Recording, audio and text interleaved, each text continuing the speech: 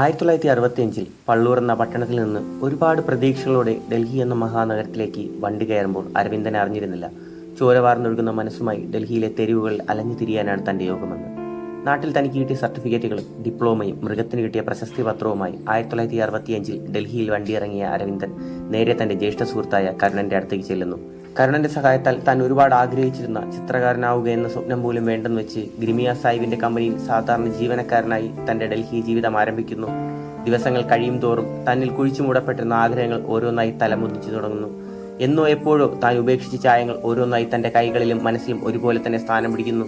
ഒടുവിൽ ഗ്രിമിയ സാഹിബിന്റെ ജോലിയും ഉപേക്ഷിച്ച് തന്റെ സ്വപ്നങ്ങളിലേക്കുള്ള യാത്ര ആരംഭിക്കുമ്പോൾ പലതും അയാൾക്ക് നഷ്ടമായി തുടങ്ങുന്നു.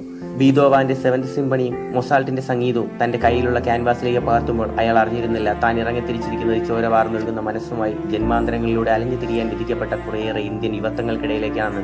പണവും പ്രശസ്തിയും ഉള്ളവർ അടക്കി വാഴുന്ന ഇന്ദ്രപ്രസ്ഥത്തിൽ കഴിവുകൊണ്ട് ജയിക്കാൻ ശ്രമിച്ച അരവിന്ദൻ ഒരു മരിച്ചിട്ടില്ലാത്ത ആഗ്രഹങ്ങളുടെ രക്തസാക്ഷിയായി അവസാനമില്ലാതെ അലയുന്നു.